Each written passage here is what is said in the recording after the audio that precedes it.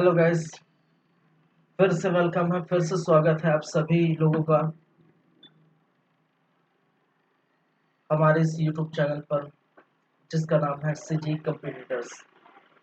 और लगातार आप देख पा रहे हैं एंशिएंट हिस्ट्री की क्लासेस, और जिसमें से आज का जो टॉपिक रहने वाला है वो है जैनिज्म या जैन धर्म। ठीक है, जैन धर्म का पार्ट 2 भाग 2 लेके आया है आप लोगों के लिए। तो चलिए फिर स्टार्ट करते हैं कहानी, स्टार्ट करते हैं आज की क्लास और देखते हैं क्या कुछ खास है आज की क्लास में। तो जैसा कि आप जानते हैं कि जैन धर्म में हमें क्या क्या पढ़ना है। ठीक है, जैन धर्म में हमें क्या क्या पढ़ना है वो आपके सामने दिखाई दे रहा होगा। इनके बारे में हमने पिछले क्लास में अगर बात करें तो परिचय पढ़े थे। परिचय में हमने ये कहा था कि जैन धर्म जो है उनका उदय 6ठी शताब्दी ईसा पूर्व में देखने को मिला था। ठीक है, 6ठी शताब्दी ईसा पूर्व में जैन धर्म का उदय हुआ था। और किसके तहत? धार्मिक आंदोलन के तहत जैन धर्म का उदय देखने को मिला था, जहां पर उत्तर वैदिक कालीन सभ्यता में हुई उन सभी कर्मकांडों, उन सभी जो है अंधविश्वासों से परे होकर जैन धर्म की जो है स्थापना की, जैन धर्म सामने आया था। ठीक है, फिर जैन धर्म में हम देखें तो जैन जो है जीन शब्द से बना हुआ है। ठीक है, और जीन का मतलब होता है, जीन का मतलब होता है कि जीन का मतलब क्या होता है भाई? जीन का मतलब होता है आप विजेता। ठीक है, क्या है? विजेता। अपने इंद्रियों पर जब आप विजेता प्राप्त कर लेते हैं तो उसको क्या कहलाता है? जीन कहलाता है। ठीक है,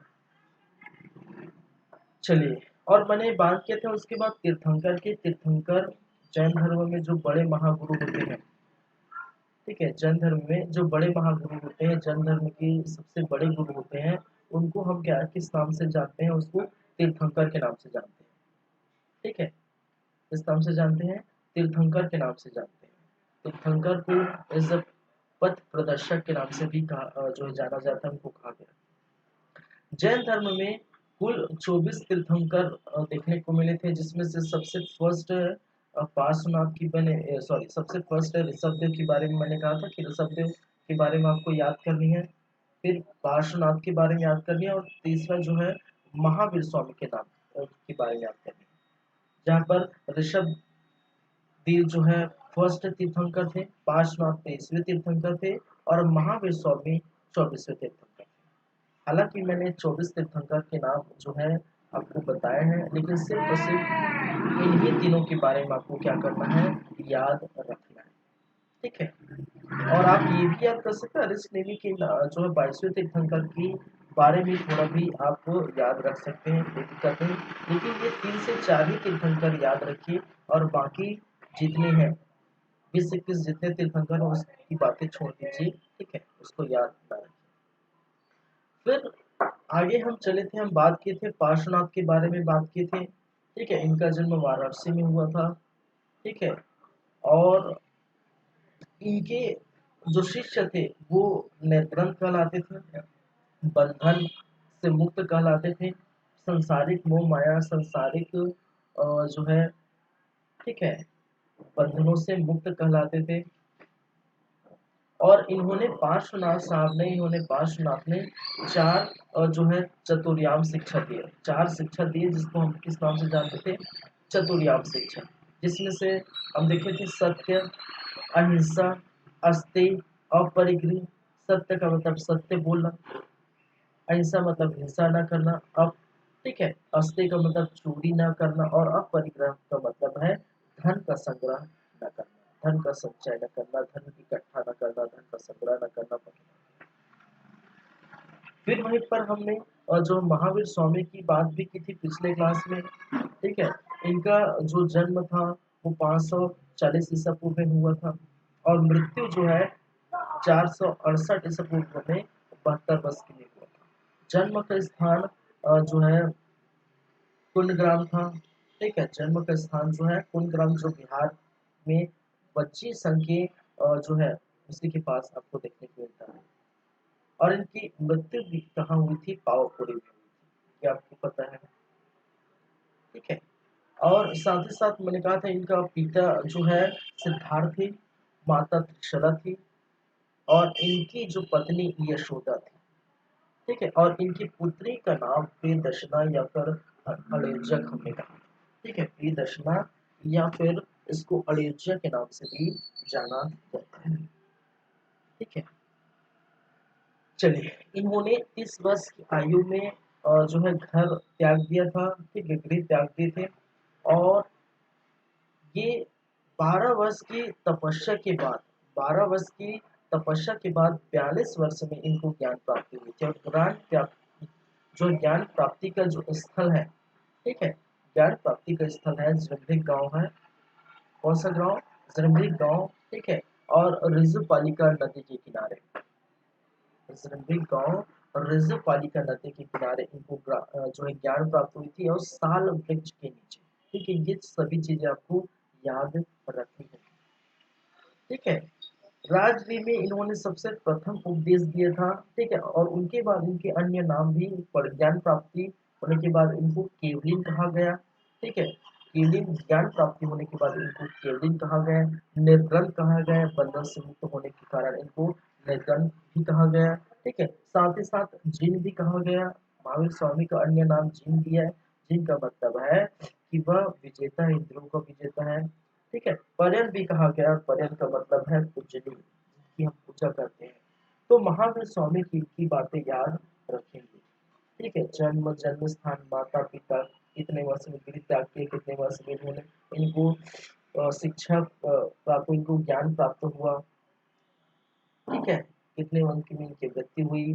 ठीक है, कब जन्म हुआ, जन्म स्थान क्या है, इनके माता पिता, दामाद भी याद रखे, जमाली का दामाद था।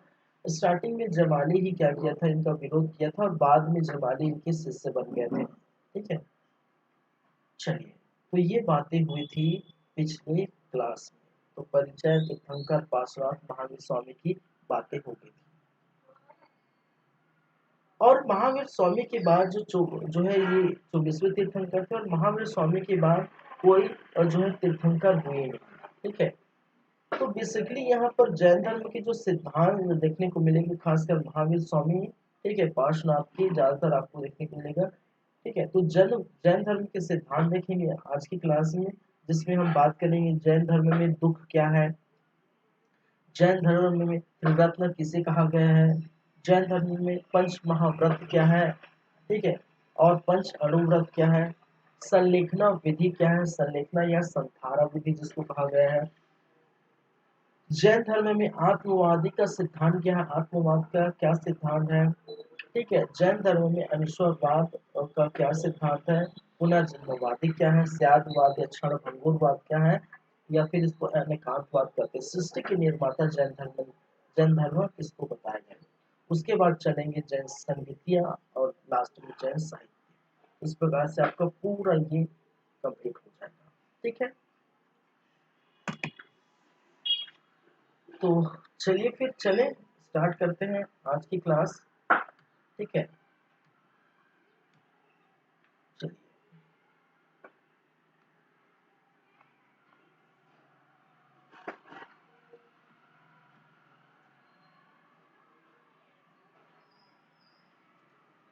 जैन धर्म की सिद्धांत, तो हम क्या देखने वाले हैं, जैन धर्म की सिद्धांत।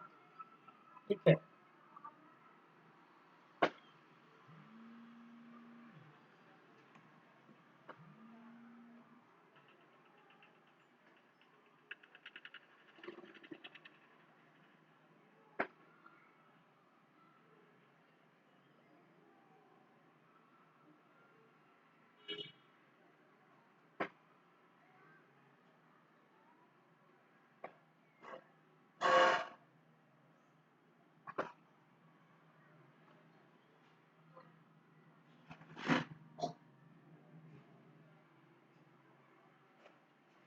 चलिए, ठीक है, हम बात करेंगे जैन धर्म की, क्या है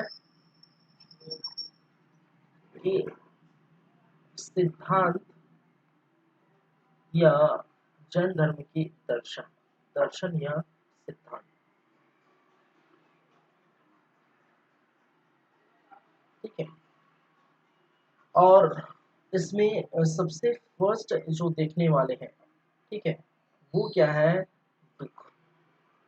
क्या है? दुख। तो दुख भाई साहब सभी को होता है, ऐसा नहीं है। ज- दुख है तो सुख है, ठीक है, दुख सुख लगा होता है। तो जैन धर्म क्या कहते हैं दुख के बारे में? जैन धर्म का क्या राय है, ठीक है, क्या सिद्धांत है? ठीक है, तो जैन धर्म कहता है कि दुख जो है शाश्वत सत्य है। भाई साहब दुख जो है शाश्वत सत्य है। और दुख का जो कारण बताया है, ठीक है, दुख का कारण बताया है क्या? कर्म। उसको बताया है कारण कर्म को। ठीक है, दुख का कारण जैन धर्म में क्या बताया है? कर्म को, कि जैसा आप कर्म करेंगे, ठीक है, उसी के अकॉर्डिंग आपको वो दुख मिलेगा, उसी के अकॉर्डिंग आपको पैन होगा। ठीक है, तो जैन धर्म क्या बोलते हैं? दुख जो है शाश्वत सत्य है। दुख पूरी तरह से स्थायी है, कभी चेंज नहीं होगी। जैसा आप कर्म करेंगे वैसे आपको जो है, ठीक है, क्या प्राप्ति होगी? दुख की प्राप्ति होगी। ठीक है, चलिए, दुख क्या है? शाश्वत सत्य है। दुख के बारे में क्या कहे हैं? दुख शाश्वत सत्य है। ठीक है, दुख स्थायी है।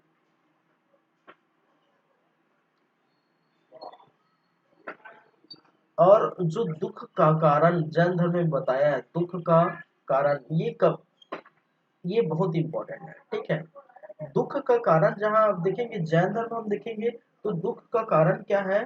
किसको बताया गया है?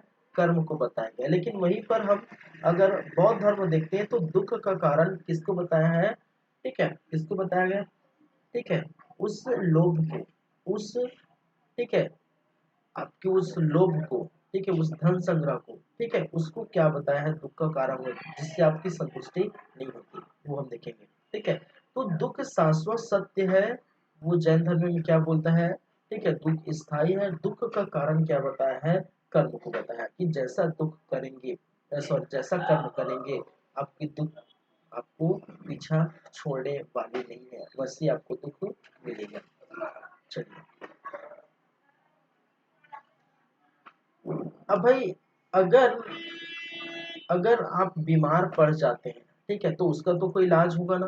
ठीक है भाई, अगर किसी कारणवश, ठीक है, कुछ भी चीज घटित हो रही है, ठीक है, किसी कारणवश कुछ भी चीजें घटित हो रही, तो उसका निजात पाना जरूरी है उसको। ठीक है, उससे हम जो है निजात पा सकते हैं। अगर हमें बीमारी हो तो बीमारी से जो है निजात हॉस्पिटल में जाके मेडिसिन लेके हम पा सकते हैं। तो इसी प्रकार इस दुख का निजात पाना, इस दुख का अंत किस प्रकार से होगा? ठीक है, तो जैन धर्म में दुख के अंत के लिए क्या बताया गया है? ठीक है, दुखों का अंत, दुखों का अंत जैन धर्म में कैसे कर सकते हैं? भाई कारण क्या है? कर्म। ठीक है, कारण क्या है? कर्म। और दुखों का अंत हमें करना है, तो किस प्रकार से करेंगे? कि हम क्या करेंगे? अब त्रिरत्नों पर आस्था रख के, किसकी आस्था रखे? त्रिरत्नों पर, त्रिरत्नों पर आस्था रख के, आस्था रख कर, ठीक है, क्या कर सकते हैं? दुखों का निवारण पा सकते हैं। रख कर क्या कर सकते हैं? दुखों का निवारण पा सकते हैं। ये किसने कहा है?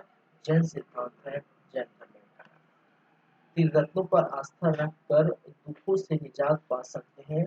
ठीक है, चलिए,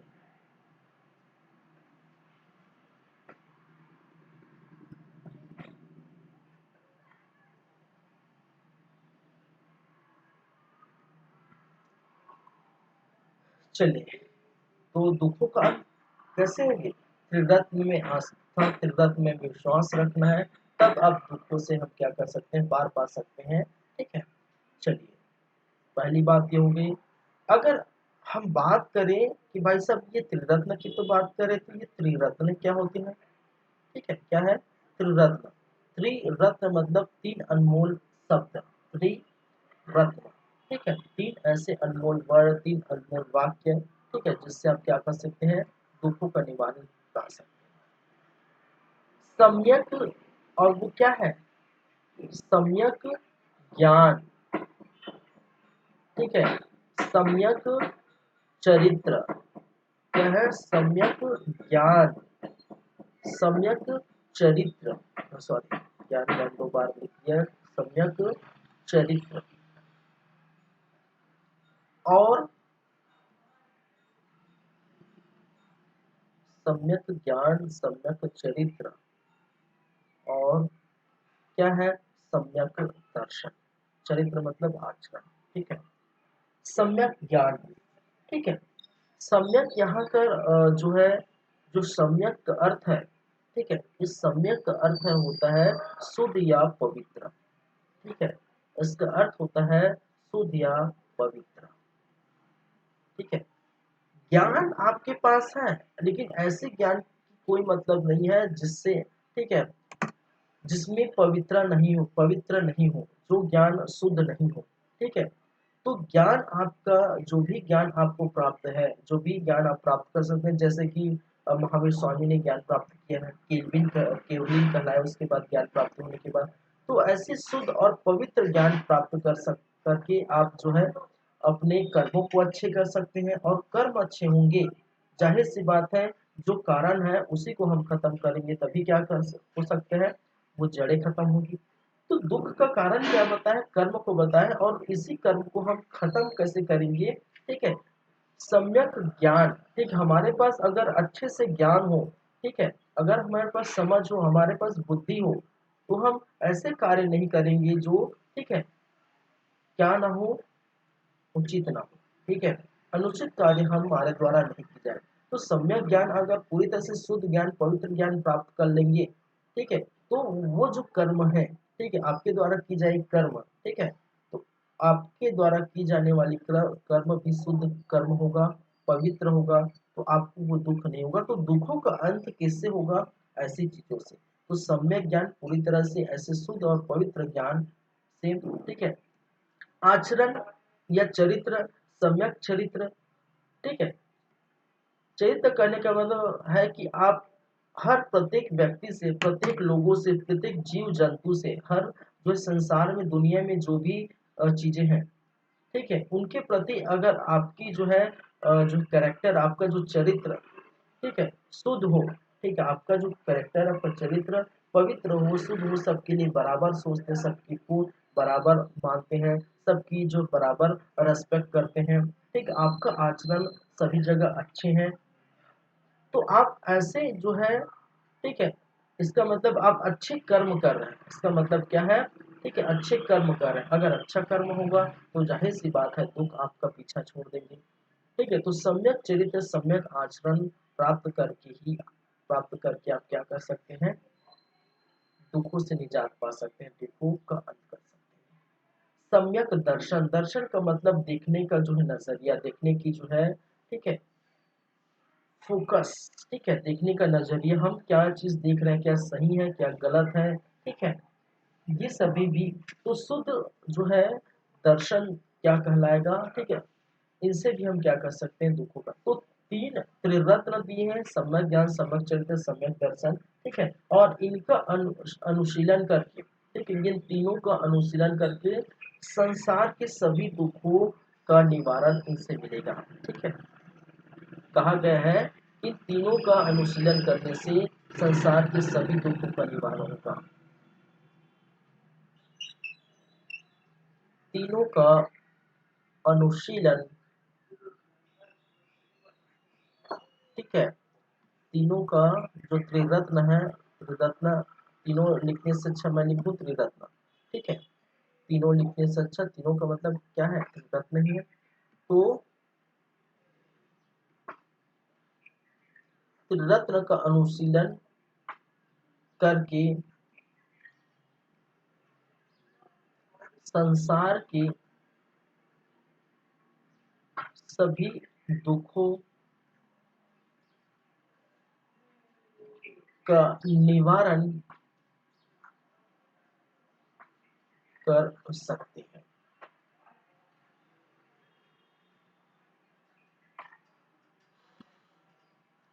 ठीक है, चलिए, तो त्रिरत्न का अनुशीलन करने से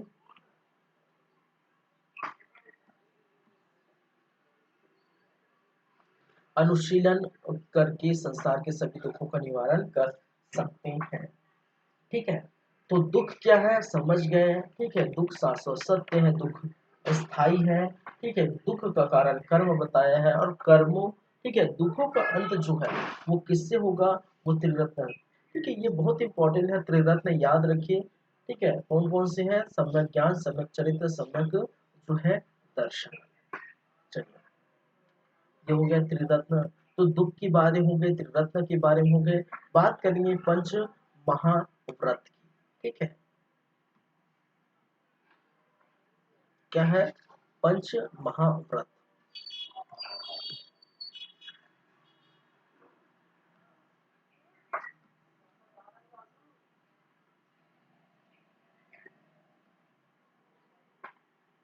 पंच महाव्रत,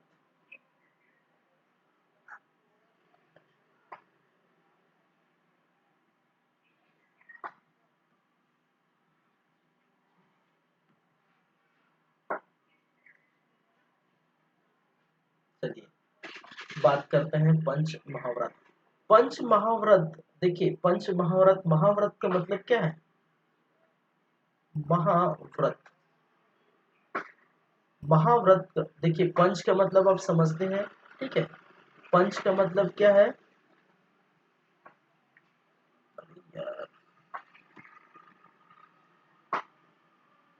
पंच का मतलब क्या है, पांच। ठीक है, ये समझ गए। महाव्रत का मतलब है, महाव्रत का मतलब है नियम। क्या है, नियम। तो पंच महाव्रत का मतलब होगा पांच नियम। ठीक है, क्या है, पांच नियम, जिसका क्या है, जिसका पालन, जिसका अनुशीलन जैन धर्म के, ठीक है, जैन धर्म में किया गया है। ठीक है, और ये पांच नियम, पांच अनुशीलन किसके लिए है, ठीक है, किसके लिए है भाई, जैनियों के लिए, जैन साधुओं के लिए। ठीक है, याद रखिए, जैन साधुओं के लिए। ठीक है, पांच नियम या पांच जो है, ठीक है, ये पंच महाव्रत या जो पांच नियम बनाए गए हैं, ठीक है, वो किसके लिए है, जैन साधु के लिए। और जैन साधुओं के लिए क्यों है, क्योंकि याद रखिए, ये इसलिए है कि ये अत्यंत कठोर थे। ठीक है, क्योंकि, ठीक है, ये सिर्फ और सिर्फ जैन साधु के लिए थे, क्योंकि ये अत्यंत ही कठोर थे। क्या थे, अत्यंत कठोर थे। ये जो नियम है कौन सा, ये पांच नियम जो है, ठीक है, क्या थे, अत्यंत कठोर थे। देखेंगे कैसे कठोर थे। ठीक है, बहुत ही ज्यादा कठोर थे। पांच नियम बताए गए हैं, ठीक है, जैन धर्म में, किसके लिए, जैन साधु के लिए।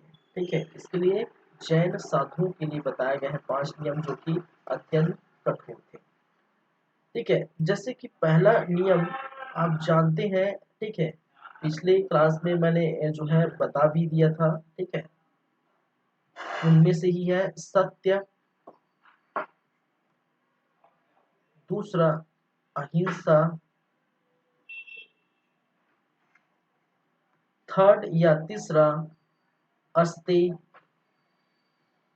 चौथा अपरिग्रह, चौथा अपरिग्रह, और पांचवा ब्रह्मचर्य। ठीक है, क्या है, क्या है, ब्रह्मचर्य। पहले का तो मतलब पता है, सत्य मतलब सदा सत्य बोलना, सदा सत्य बोलने से है।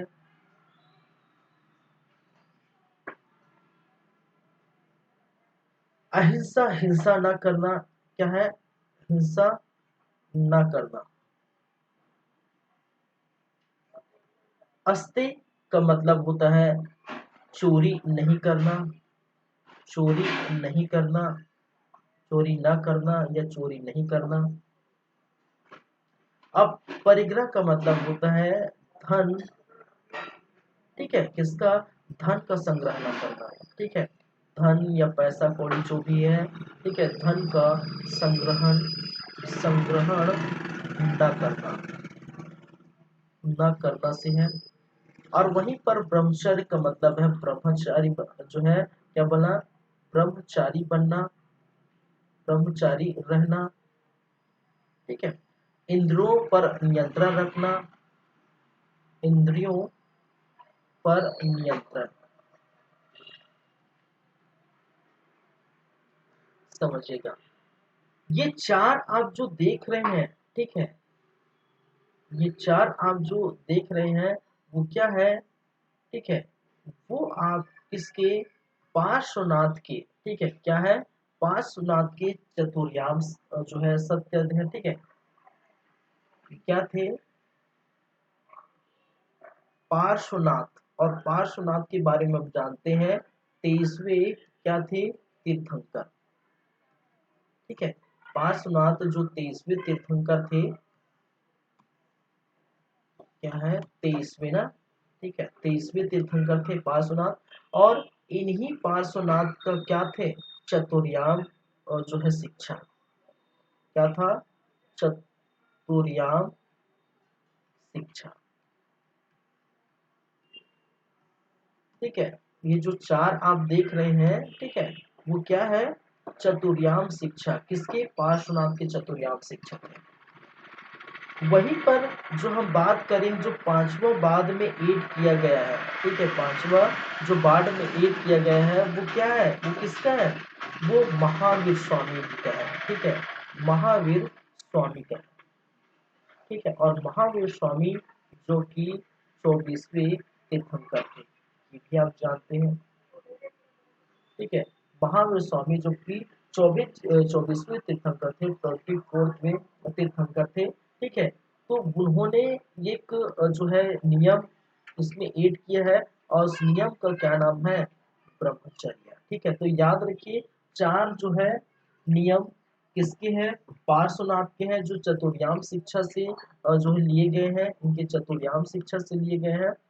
और जो है एक शिक्षा है, कहने का मतलब एक नियम है, वो ब्रह्मचर्य, ठीक है, वो जो है किससे, महावीर स्वामी की है।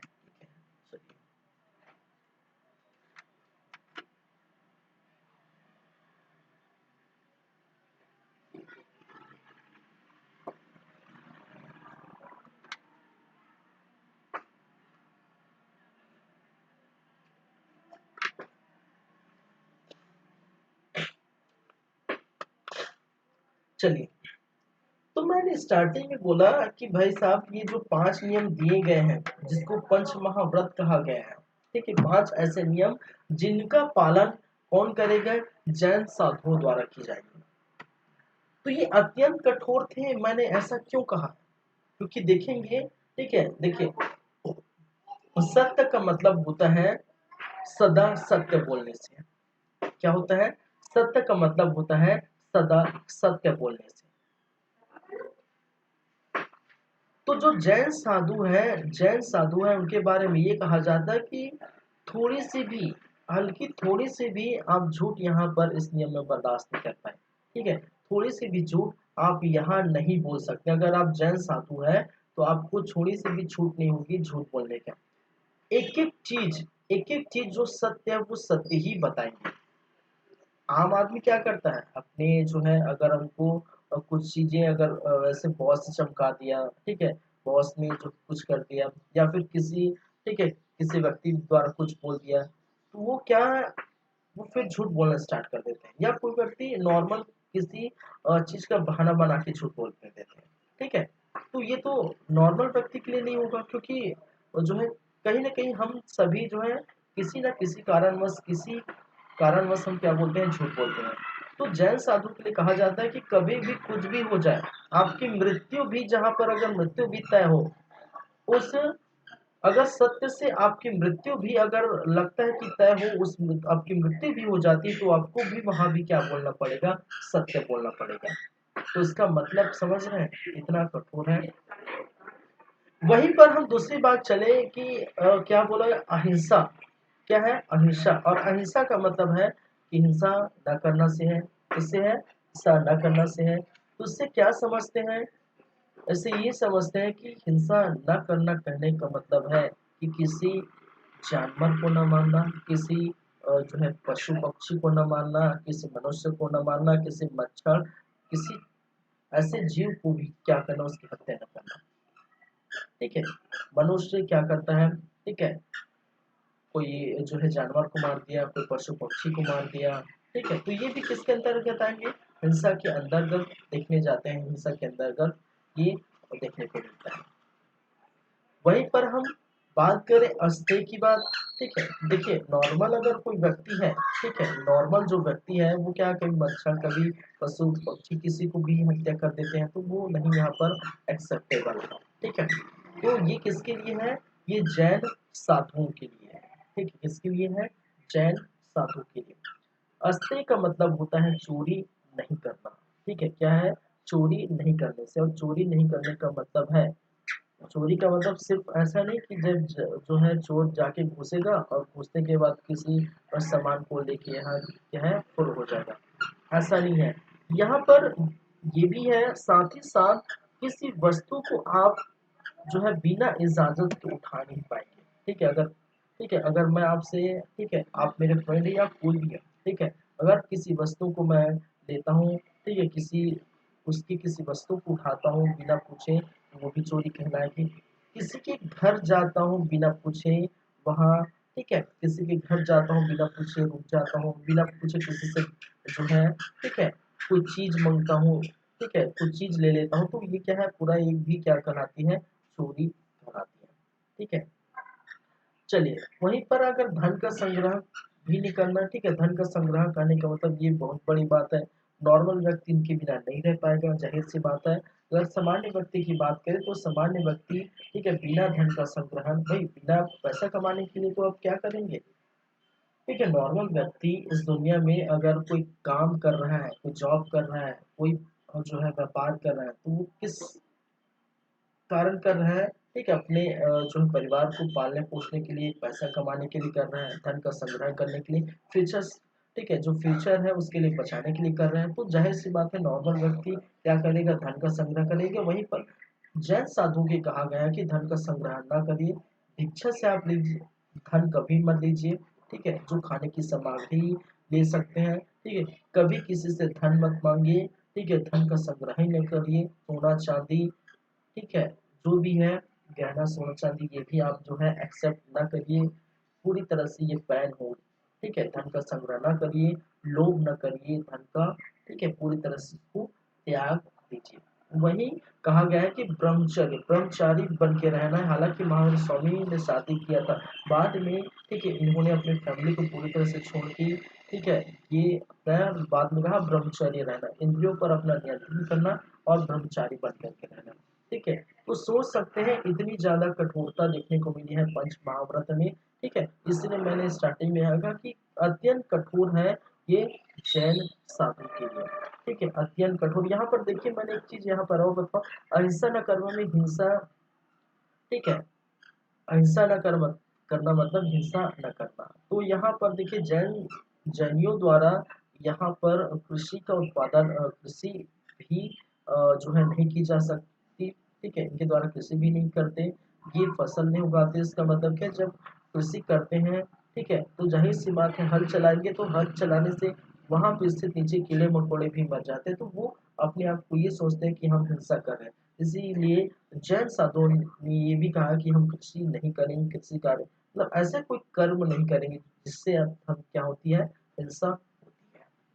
ठीक है, तो ये 5 महाव्रत है, पंच महाव्रत जिसको कहा गया है, जो किसके लिए है, जैन साधुओं के लिए। ठीक है, तो क्या सिर्फ जैन साधुओं के नियम बनेंगे, क्या सिर्फ और सिर्फ जैन साधुओं के लिए नियम बनेंगे, कि वहाँ के रहने वाले जो जो सामान्य लोग हैं, वहाँ के रहने वाले जो सामान्य व्यक्ति हैं, उनके लिए क्या ये कोई नियम नहीं बनेगा। ठीक है, तो भाई साहब उनके लिए भी एक नियम है। ठीक है, उनके लिए भी एक नियम है, और वो क्या कहलाता है, वो कहलाता है पंच अणु व्रत। क्या कहलाता है, पंच अणुव्रत।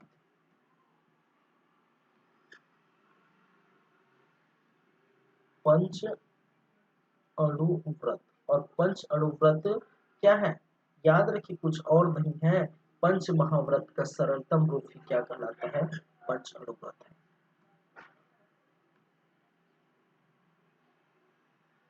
चलिए क्या है, पंच महाव्रत का सरलतम सरलतम रूप जो है, ठीक है, सरलतम रूप ही क्या है, पंच अणुव्रत है। ठीक है, पंच महाव्रत का सरलतम रूप ही क्या कहलाता है, पंच अणुव्रत है, और वो कुछ नहीं है। ठीक है, चलिए कुछ नहीं है, और यहाँ पर जो है आप देखने को मिलता है वही है सत्य। ठीक है, सिर्फ वही चीज है, अहिंसा, अस्तेय, अपरिग्रह, अपरिग्रह, ठीक है, सत्य, अहिंसा, अपरिग्रह और ब्रह्मचर्य। ठीक है, ब्रह्मचर्य, ये पांच जो है वही है सत्य, मतलब जो है सदा सत्य बोलने से है। ठीक है, अहिंसा मतलब हिंसा न करने से है, वही बातें हैं जो पिछले स्लाइड में देखें। अस्ति मतलब चोरी न करना, चोरी न करना से है। अपरिग्रह मतलब धन दौलत का संग्रह न करना, धन का, ठीक है, मोह न करना, संग्रह न करना। ब्रह्मचर्य, ठीक है, ब्रह्मचारी बनना,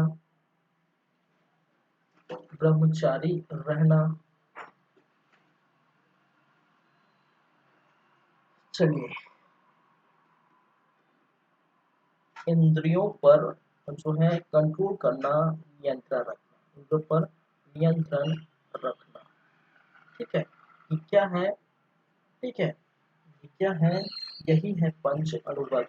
और पंच अणुव्रत में जो है पंच महाव्रत का सरलतम रूप है, क्योंकि इसमें, ठीक है, पंच अणुव्रत में कह सकते हैं, पंच अणुव्रत में कठोरता में कमी की गई है, कठोरता में कमी की गई है, कमी की गई है, कठोरता में कमी की गई कहने का मतलब जो, ठीक है, जो जैन साधु के लिए थे। और ये वाला जो है आप देखेंगे, ठीक है, ये किसके लिए है, सामान्य व्यक्ति के लिए, किसके लिए, ठीक है, सामान्य व्यक्तियों के लिए है, व्यक्तियों के लिए, ठीक है, क्या है, सामान्य व्यक्तियों के लिए है। कौन सा, पंच अणुव्रत। और पंच अणुव्रत में आप देखेंगे, ठीक है, इसमें कठोरता में क्या की गई है, कमी की गई है। जहां पर आप देखेंगे सत्य मतलब सदा सत्य बोलना, ठीक है, लेकिन कभी कभी आप कुछ समय के लिए झूठ का सहारा ले सकते हैं। ठीक है, अहिंसा पूरी तरह से नहीं है, लेकिन एकदम अब जानबूझकर किसी पर हिंसा न करना। ठीक है, जाने में कोई मच्छर मर गए, कुछ जीव जंतु मर गए, वो चलेगा, लेकिन जानबूझकर आप हिंसा नहीं करेंगे। चोरी न करना, ठीक है, चोरी वगैरह न करना। ठीक है, तो नॉर्मल सी बात है, ये सबको समझाया जाता है कि चोरी एक जो है बुरी आदत है, चोरी एक जो है क्या है, बुरी आदत है, ये सब नहीं करना चाहिए। धन का संग्रह, ठीक है, धन का संग्रह कर सकते हैं। देखिए धन का संग्रह में आप यहाँ जाहिर सी बात है, जो सामान्य व्यक्ति है, जो अपनी जीवन और जो है जो अपना जीवन निर्वाह के लिए कोई धन इकट्ठा करेगा व्यापार से, जॉब से, तो कोई धन का संग्रह ना कर, धन का संग्रह तो करेगा। लेकिन कहा गया है कि पंच अणुव्रत में धन का संग्रह उतना ही करिए जितना आप खा सकते हैं।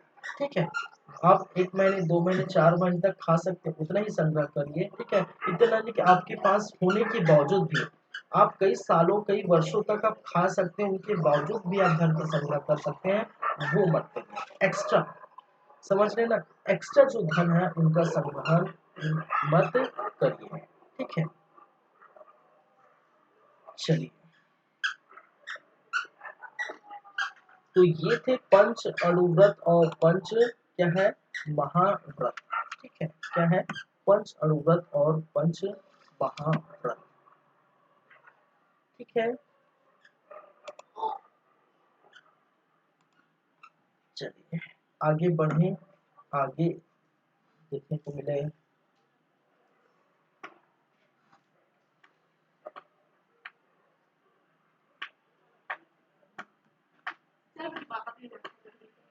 आगे हम बात करेंगे संथारा या संलेखना विधि। क्या है?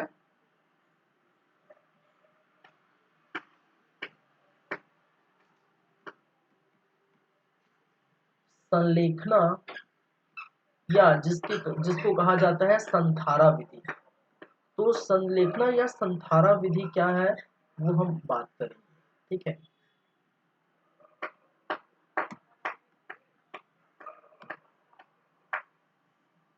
चलिए तो इसके अंतर्गत जो है इसमें हम क्या क्या देखें अभी तक। जो है पंच दुख और जो है त्रिरत्न, पंच महाव्रत, पंच अणुव्रत देखें, संलेखना, संथारा। ठीक है, इसकी बात हम करेंगे।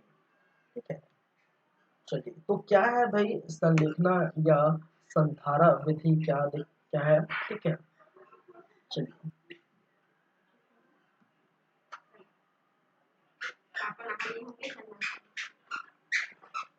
भूखे प्यासे रहकर, ठीक है, भूखे प्यासे रहकर अन्न जल, ठीक है, अन्न जल क्या करना है? त्याग कर, ठीक है, प्राण को त्याग देना। ठीक है, क्या करना? भूखे प्यासे रहकर अन्न जल त्याग कर जो है क्या करना है? प्राण त्यागना। त्यागना ही क्या कहलाता है? संथारा विधि। क्या है? संथारा या संलेखना विधि कहलाता है। अब ये कैसा है भाई? आत्महत्या एक प्रकार का है, बताइए।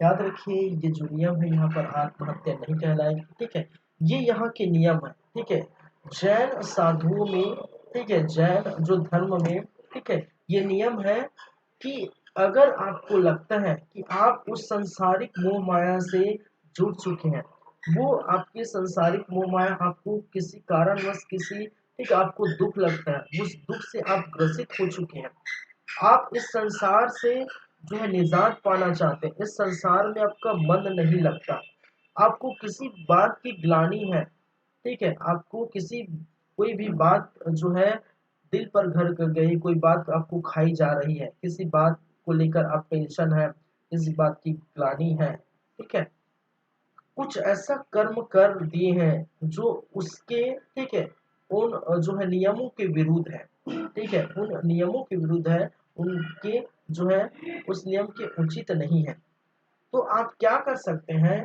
आप कर सकते हैं कि भूखे प्यासे रह लीजिए। ठीक है, और भूखे प्यासे रह कर क्या करिए? भूखे प्यासे रह कर अन्न जल त्याग कर, भूखे प्यासे रह कर अब आप अपने प्राण की आहुति दे सकते हैं, आप अपने जो है प्राण त्याग सकते हैं। ठीक है, आप अपना शरीर छोड़ सकते हैं। और यही यही विधि क्या कहलाता है? यही विधि क्या कहलाता है? संलेखना या संधारा विधि कहलाता है। ठीक है, और ये इसका कारण है, कारण क्या है, या ये हमें क्यों करना है, क्यों करना है? ठीक है, कारण क्या है, यह हमें क्यों करना है? तो ये जो है पूर्ववर्ती पूर्ववर्ती पाप का अंत करने के लिए, अंत करने हेतु, ठीक है, क्या है? पूर्ववर्ती पाप का अंत करने हेतु हमें क्या करना है?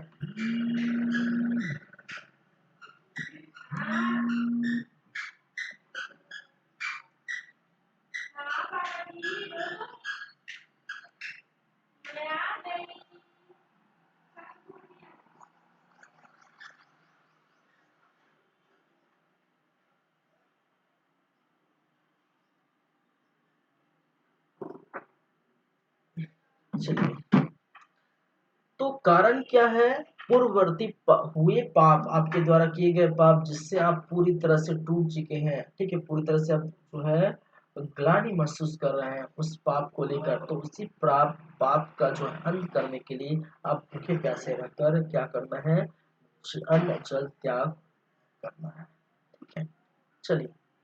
और आप जानते हैं, ठीक है, और आप जानते हैं कि इस समय, ठीक है, इस समय की बात कर रहा हूँ, जैन धर्म की जो सबसे, ठीक है, जैन को मानने वाले वो कौन थे, चंद्रगुप्त मौर्य, चंद्रगुप्त मौर्य। और चंद्रगुप्त मौर्य क्या थे, ठीक है, जैन किसके अनुयायी थे, जैन धर्म के अनुयायी थे, ये क्या है, जैन धर्म के क्या थे, अनुयायी थे, अनुयायी थे।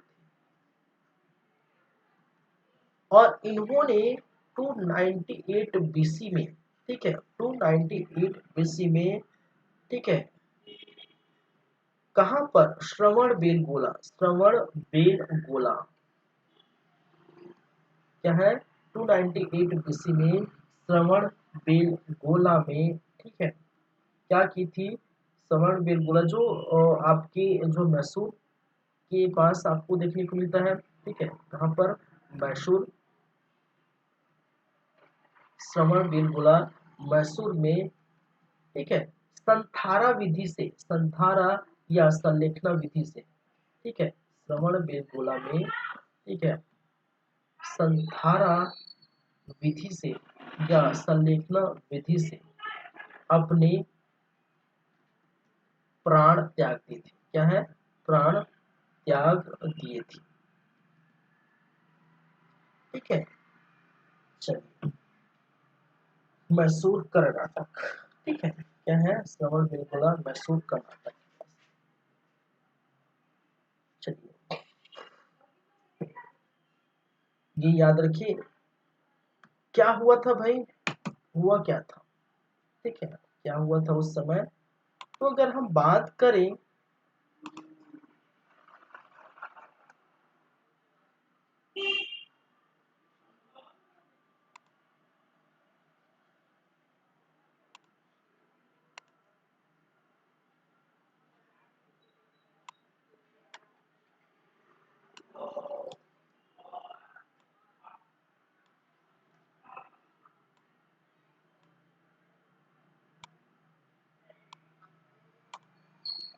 चलिए,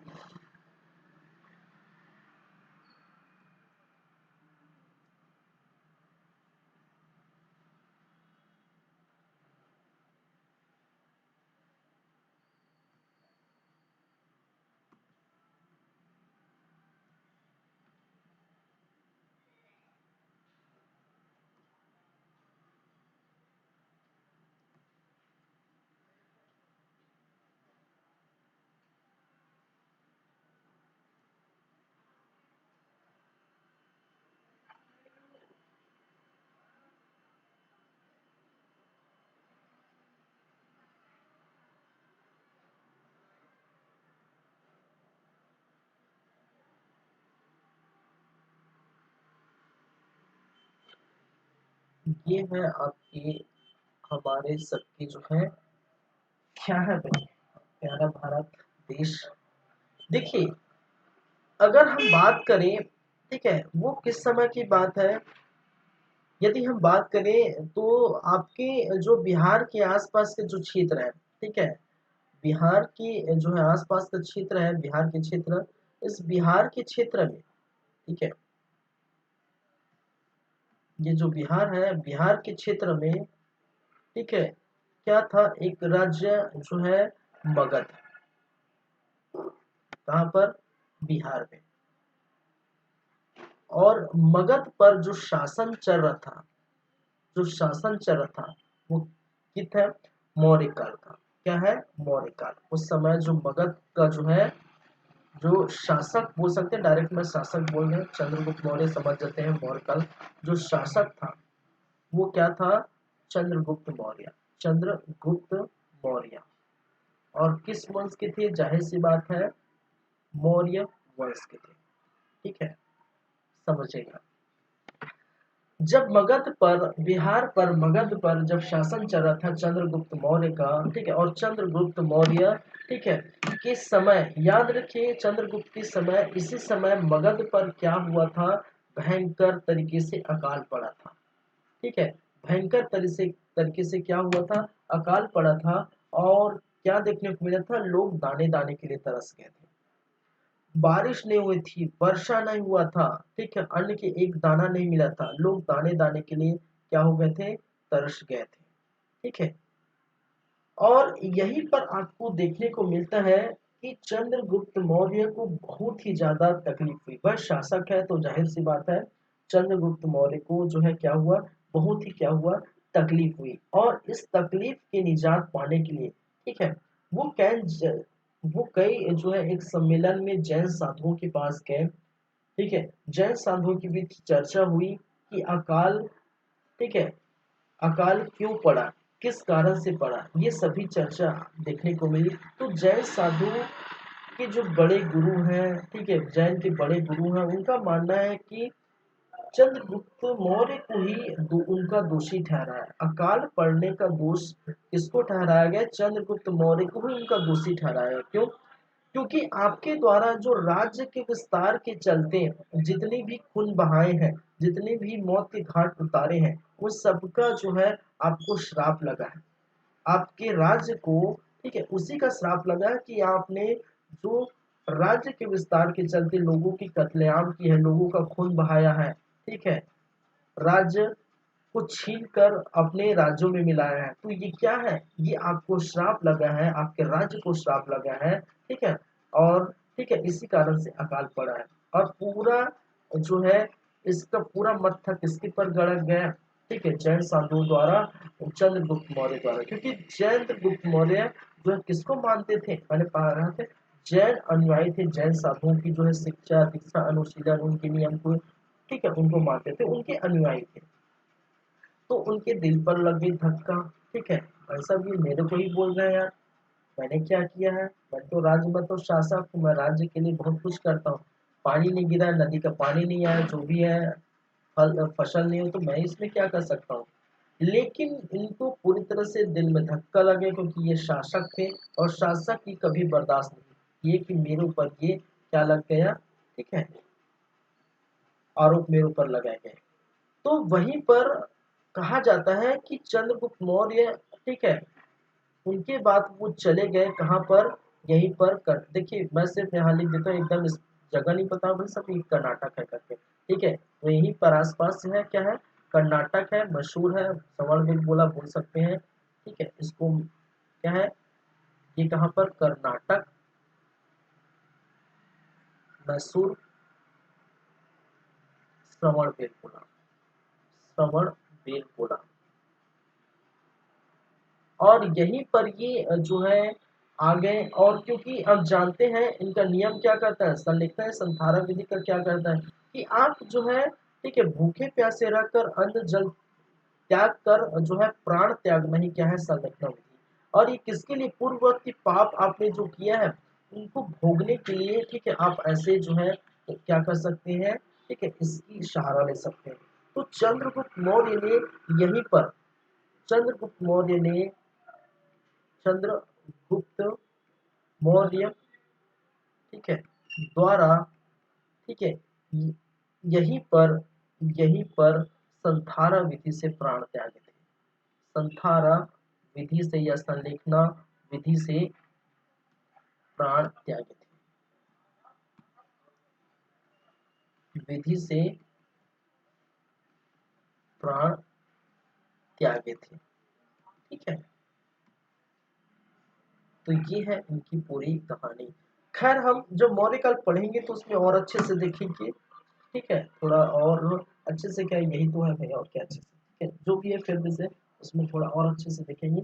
तो शासक जो है चंद्रगुप्त मौर्य थे और उनको यही अकाल पड़ा था, तो उनको गिरानी हुई, तो बाद में जाके कर्नाटक मैसूर श्रवणबेलगोला में चंद्रगुप्त मौर्य के जो है, देखिए आप देखे होंगे जो मौर्य काल में तीन जो है क्या थे शासक हुए थे, चंद्रगुप्त मौर्य, उनके पुत्र बिंदुसार, उनके पुत्र अशोक, और तीनों का जो है अलग अलग धर्म था, ठीक है, तीनों का अलग अलग अनुयायी थे। आप लिख के बताएंगे, कमेंट करिए। ठीक है, वीडियो देख रहे हो तो कमेंट करिए।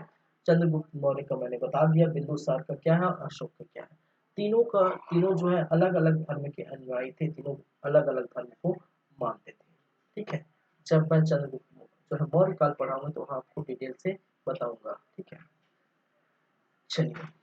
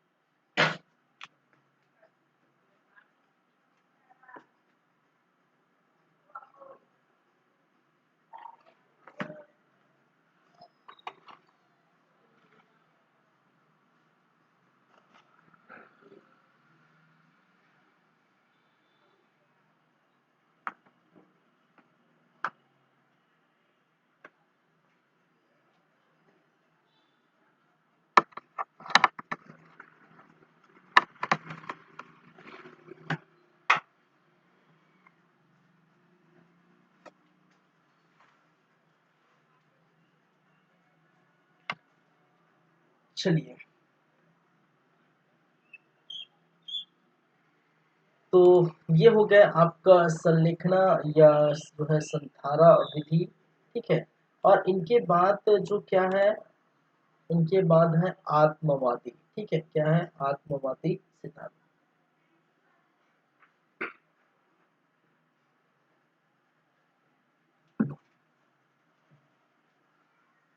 चलिए,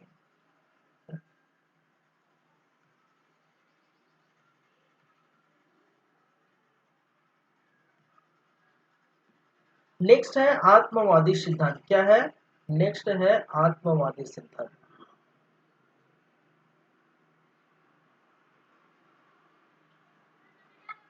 चलिए, नेक्स्ट है आत्मवादी। देखिए, आत्मवादी कहने से क्या तात्पर्य है,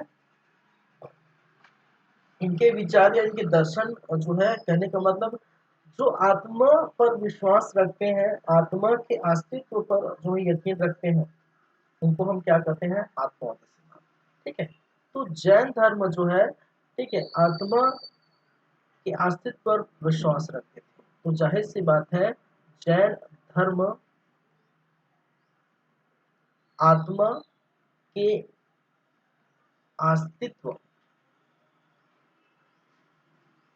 पर विश्वास रखते थे। क्या करते थे, विश्वास रखते थे कि क्या थे, आत्मा होता था। ठीक है, आत्मा को स्वीकार करते थे, जाहिर सी बात है, जैन धर्म। ठीक है, आत्मा को स्वीकार करते थे, इसका मतलब क्या है, आत्मा को स्वीकार करते थे। ठीक है, स्वीकारते थे, स्वीकारते थे। ठीक है, स्वीकारते थे। ठीक है, तो जैन धर्म आत्मा के अस्तित्व पर स्वीकार विश्वास रखते थे। जैन धर्म आत्मा को स्वीकार करते थे। ठीक है, और ऐसा नहीं, आत्मा यहाँ पर एक और चीज है, क्या है, अनेकांत। ठीक है, आत्मा को स्वीकार रखते थे, लेकिन एक से अधिक आत्माओं की बात कही गई। ठीक है, कहने का मतलब है, अगर कोई व्यक्ति मर गया है, ठीक है, कोई व्यक्ति मर गया है, तो उनकी आत्मा जो है, ठीक है, उनकी आत्मा होती है, ठीक है, जो ऊपर जाती है, भटकती रहती है, जो भी वगैरह। तो कहने का मतलब, ठीक है, आत्मा पर ये यकीन करते थे, आत्मा के अस्तित्व पर स्वीकार करते थे। ठीक है, और इनके जो एक है क्या है, अनेकात्मवादी वादी थे। ठीक है, क्या थे, अनेकात्मवादी थे। और अनेकात्मवादी का मतलब क्या है, एक से, ठीक है भाई साहब, एक आत्मा नहीं, एक से अधिक आत्मा। ठीक है, क्या है, एक आत्मा नहीं, एक से अधिक आत्मा। अनेकात्मवादी का मतलब क्या है, एक से अधिक आत्मा, अधिक आत्मा। तो उन्होंने कहा कि जो है, सजीव में भी जो है क्या है, क्या है, सजीव में भी आत्मा है, इसमें सजीव में भी आत्मा है और निर्जीव में भी आत्मा है। ठीक है, सजीव के साथ निर्जीव में भी आत्मा है। ठीक है, अगर कुत्ते, बंदर, बिल्ली, भैंस, बैल, बकरी, हम, ठीक है, सभी में आत्मा है। कुछ जो निर्जीव है, पत्थर है, ठीक है, लकड़ी है, जो भी निर्जीव चीजें हैं, मिट्टी है, सभी में भी आत्मा है। तो उन्होंने क्या कहा कि सजीव के साथ साथ निर्जीव में भी आत्मा की बातें कही गई है। ठीक है, तो इसका मतलब क्या है, एक से अधिक आत्मा। ठीक है, एक से अधिक आत्मा।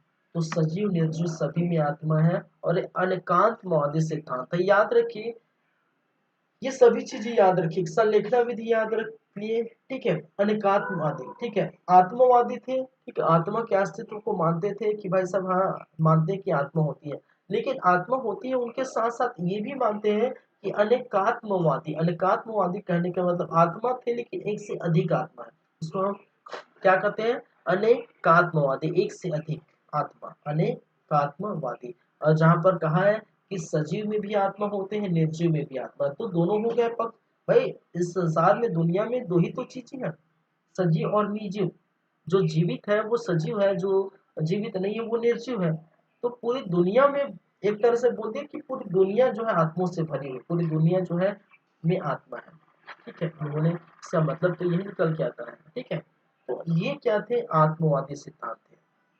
चलिए, तो इसका मतलब क्या है, जैन धर्म आत्मा की कल्पना स्वीकारते थे, आत्मा को मानते थे। बस इतना ही याद करें, उससे ज्यादा याद करें। ठीक है, जैन धर्म आत्मा की कल्पना को स्वीकारते थे, आत्मा को मानते थे। चलिए,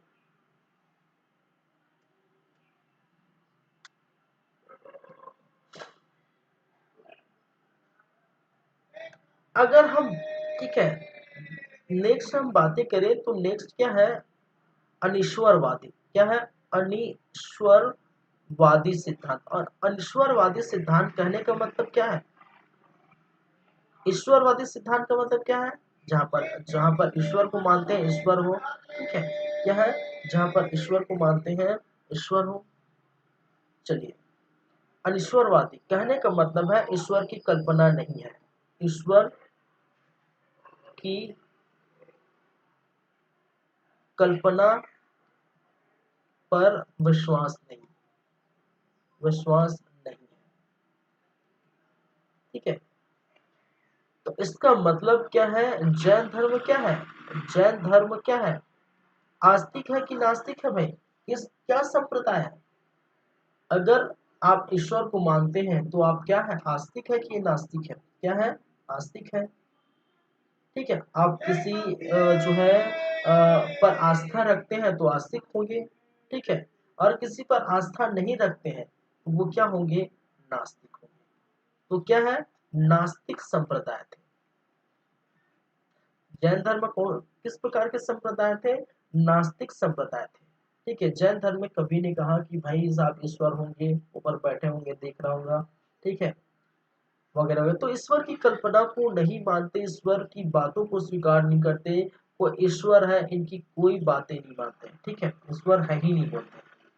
लेकिन चलो भाई, आपने अगर कह दिया, अगर कोई व्यक्ति बोलता है कि भाई ईश्वर होते हैं, होते हैं, होते हैं, रट लगाए बैठे हो, ठीक है, होते हैं, तो चलो अगर मान भी ले थोड़ी देर के लिए, अगर मैं सोच भी ले कि ईश्वर होता भी है, ठीक है, थोड़ी देर के लिए अगर मैं सोच भी लूं कि ईश्वर होता भी है, तो ईश्वर का जो स्थान रहेगा वो तीर्थंकर के बाद रहेगा।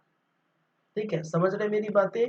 जैन धर्म में क्या बोलता है कि ईश्वर की कल्पना को स्वीकारते नहीं है, ईश्वर नहीं है, इस दुनिया में कोई ईश्वर नहीं, कोई गॉड नहीं है। ठीक है, ये बोलते हैं। और कहने का मतलब ये नास्तिक है।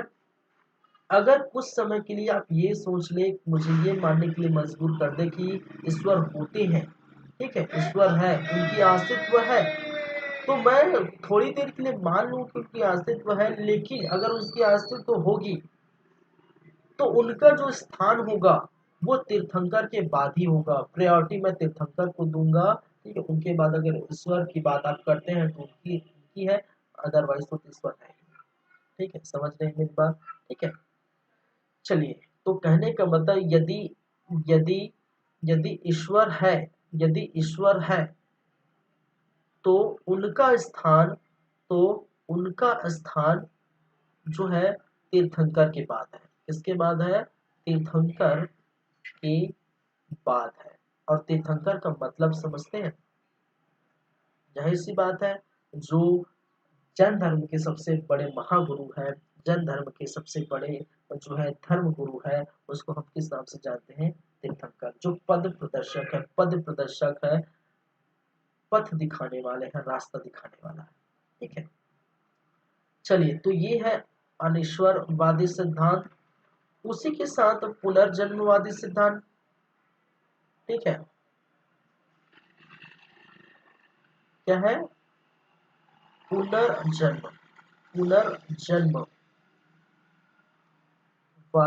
सिद्धांत। और पुनर्जन्मवादी सिद्धांत कहने का मतलब क्या है?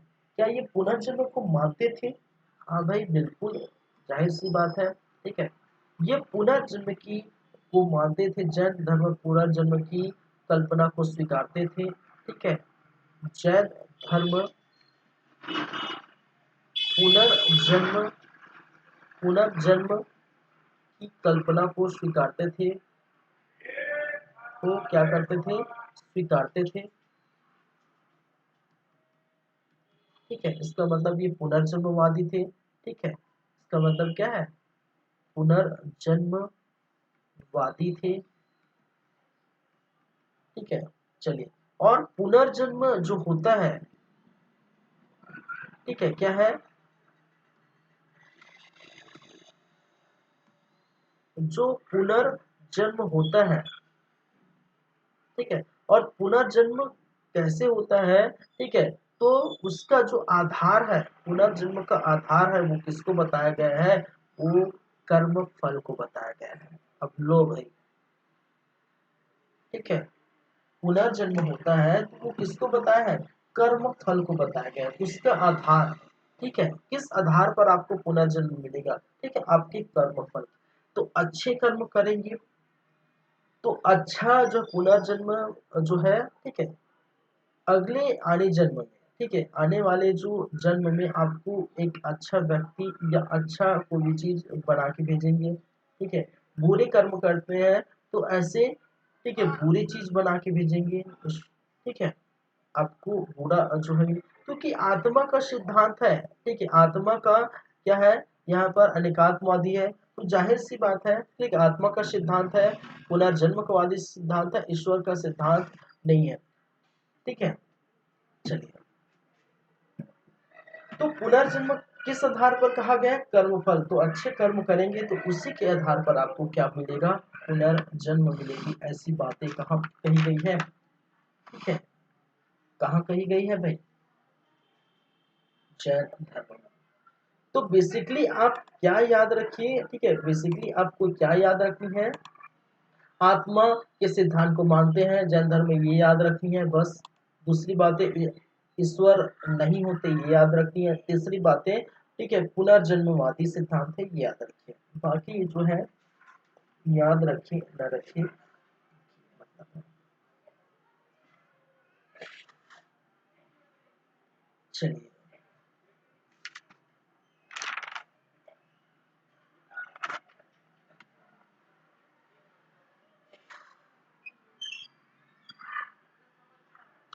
चलिए आगे बढ़े, आगे बात करें। ये हो गया। अब उसके बाद जो है, उसके बाद क्या है? जैन, ये अनिश्वरवादी, पुनर्जन्मवादी, स्यादवाद, क्षणभंगुरवाद या अनेकांतवाद, ये क्या है? ठीक है, या सृष्टि के निर्माता उसके बाद। ठीक है,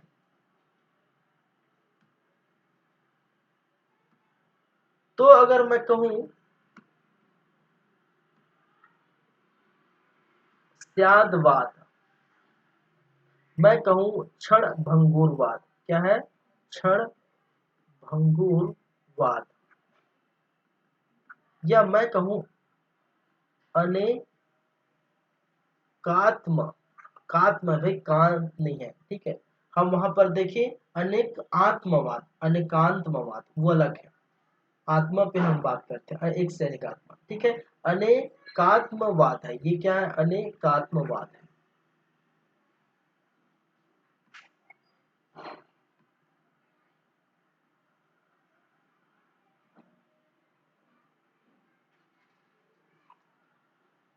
ठीक है।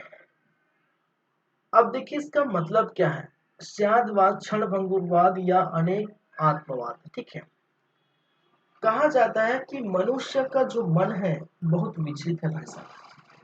मनुष्य का मन है बहुत विचलित है, एक ही बात को, ठीक है, एक ही बात को कई प्रकार से वो बोल सकते हैं, एक ही बात को, ठीक है, एक ही बात में अलग अलग मनुष्यों का नजरिया अलग अलग होता है। ठीक है, मनुष्य का विचार जो है स्थायी नहीं है। ठीक है, इसलिए अगर हमें किसी भी बात पर चर्चा करनी, कोई भी बात अगर बोलनी है तो हम उसको शायद लगा के बोलेंगे। ठीक है, चलिए पहले थोड़ा सा लिख लेता हूँ। ठीक है, मैंने क्या कहा, मनुष्य का विचार स्थायी नहीं है।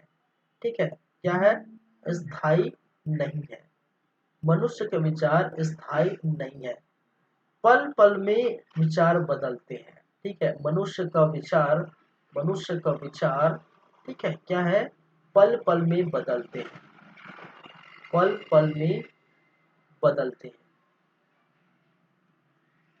ठीक है, प्रत्येक जो है इनमें जो है पल पल में इनका जो है बदलाव देखने को मिलता है, तो ये स्थायी नहीं है विचार, आप सोचते हैं।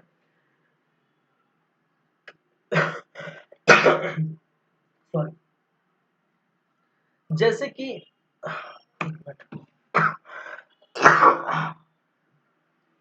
सॉरी,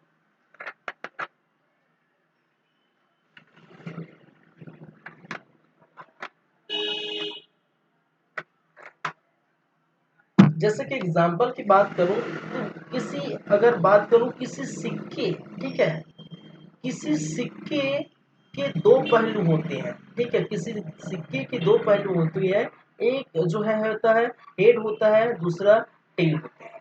ठीक है, एक जो है आपका हेड होता है, दूसरा टेल होते हैं। ठीक है, सिक्के के दो पहलू होते हैं, जैसे कि एक होता है हेड, एक होता है टेल। हेड की बात कर अगर आपसे पूछा जाए, ठीक है, तो कोई व्यक्ति इसको हेड बताएंगे, कोई व्यक्ति इसको टेल बताएंगे। अगर मैं ऐसे सिक्का दिखाऊं, ठीक है, ऐसे आपको सिक्का दिखाऊं, तो आपके द्वारा देखी जाने वाली जो है, ठीक है, वो किस तरफ है, मान के चलिए आप अगर हेड बोल रहे हैं तो मेरी तरफ अगर मैं देख रहा हूं तो मेरी तरफ टेल है। ठीक है, दोनों बातें हुई, आप बोल रहे हैं हेड, मैं बोल रहा हूँ टेल।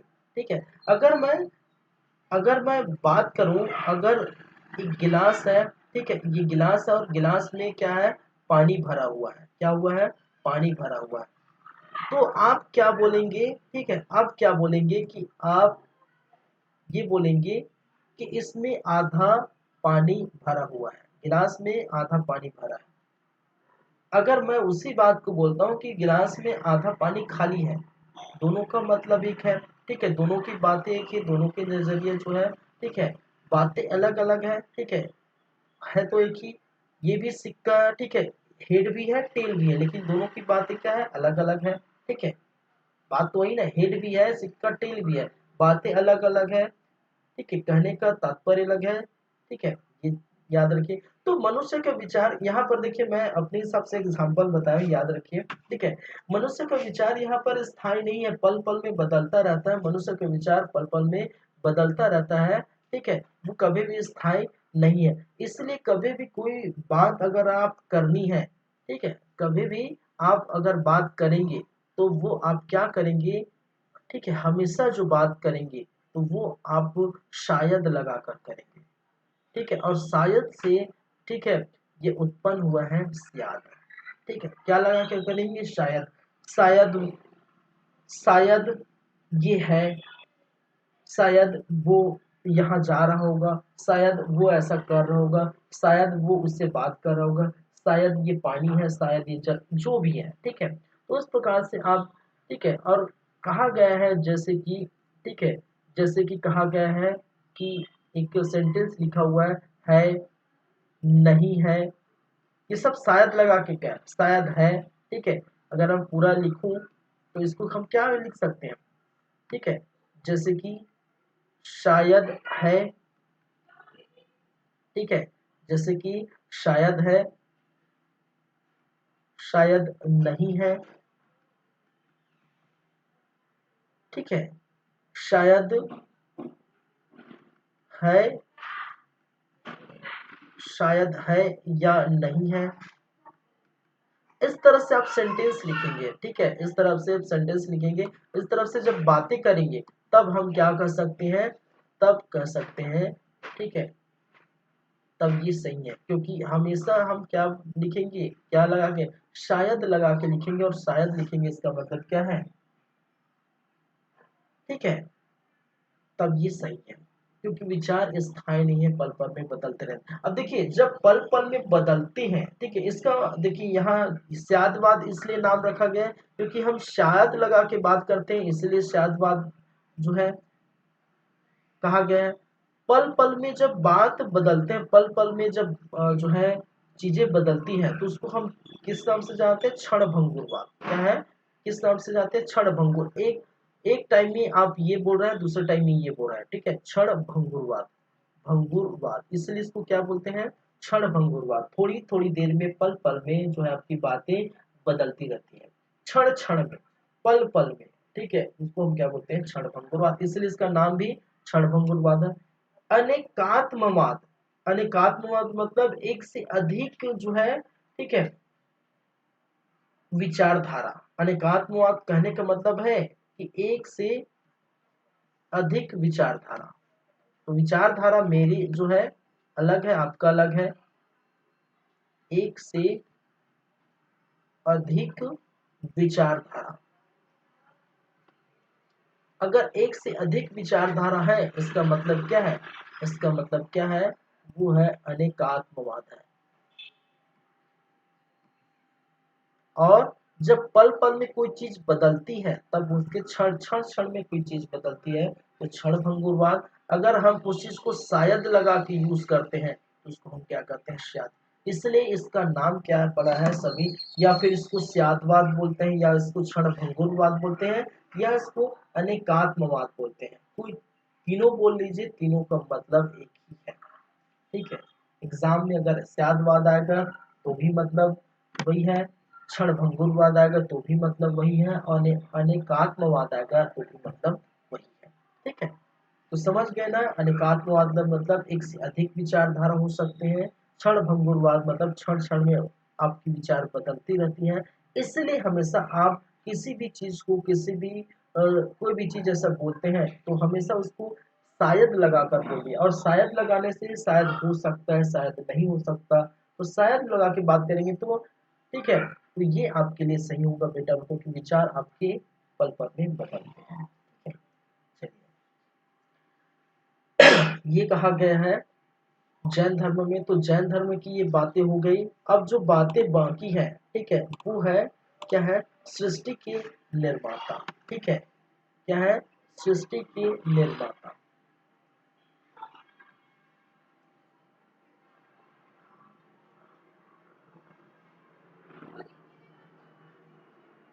सृष्टि के निर्माता, ठीक है। और सृष्टि के निर्माता किसको कहा गया है भाई साहब, ठीक है, कौन है सृष्टि का निर्माता, ठीक है, सृष्टि का निर्माता कौन है, तो सृष्टि का निर्माता, निर्माण करने वाला कोई ईश्वर नहीं है, ठीक है। क्योंकि क्योंकि जैन धर्म क्या मानता है, ईश्वर की कल्पना को स्वीकार नहीं करता। जब ईश्वर ही नहीं है तो सृष्टि का निर्माण ईश्वर थोड़ी करेगा, ठीक है। तो सृष्टि का निर्माता ईश्वर को नहीं मानते, याद रखिए। सृष्टि का निर्माता, सृष्टि का निर्माता ईश्वर नहीं है, ईश्वर नहीं है।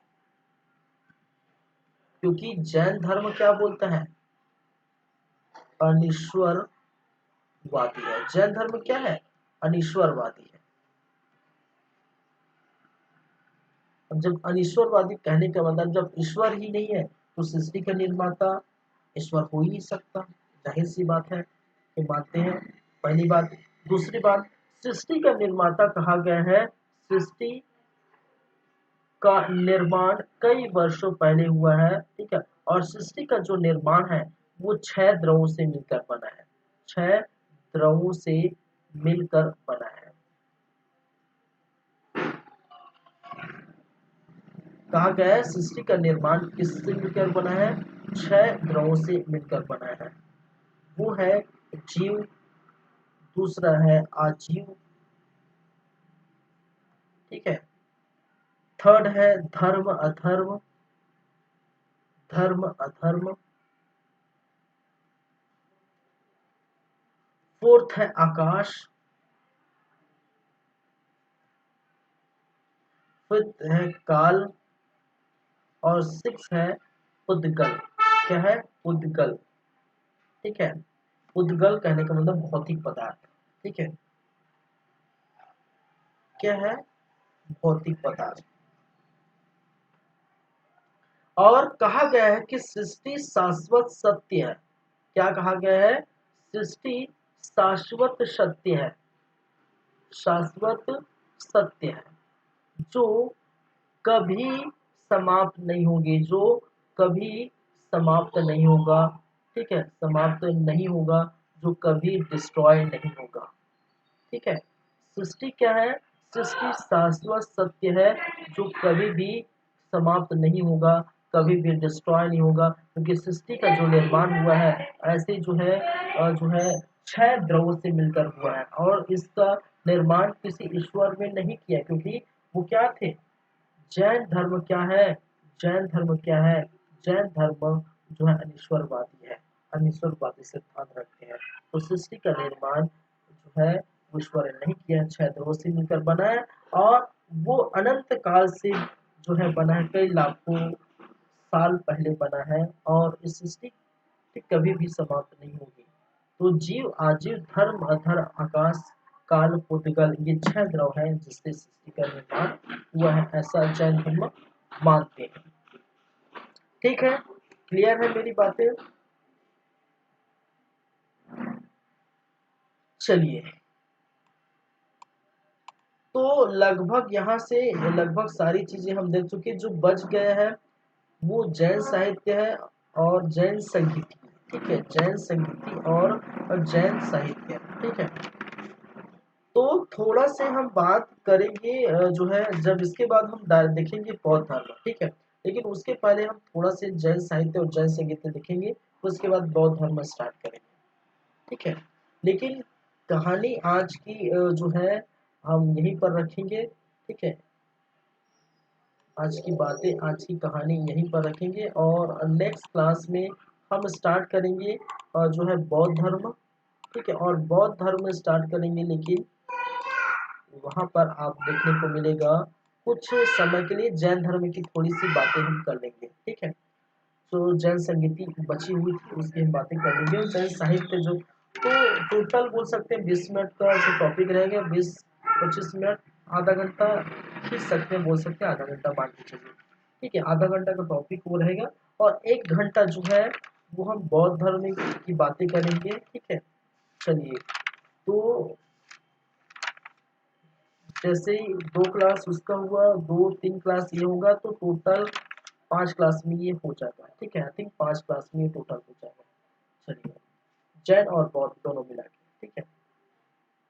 चलिए ठीक है, तो फिर चलते हैं, और नेक्स्ट क्लास में हम बातें करेंगे जो है अन्य बातों पर चर्चा करेंगे, बौद्ध धर्म की बातें करेंगे। तब तक के लिए आप जो है पढ़ते रहिए, याद रखिए वीडियो अपलोड होती रहेगा, ठीक है। आप लोग जो है इसको वीडियो को देखते रहिएगा। अगर किसी भी प्रकार का डाउट होता है तो आप वो इस नंबर पर जो है कांटेक्ट कर सकते हैं, या फिर वीडियो में जाके क्या है आप क्या कर सकते हैं, कमेंट कर सकते हैं, ठीक है। तो ये बातें हैं, तो ठीक है। चलिए, पर नेक्स्ट क्लास जो होगी वो बौद्ध धर्म, ठीक है, फर्स्ट पार्ट। चलिए, thank you, thank you class, मिलते हैं आप लोगों से, तब तक के लिए गुड बाय।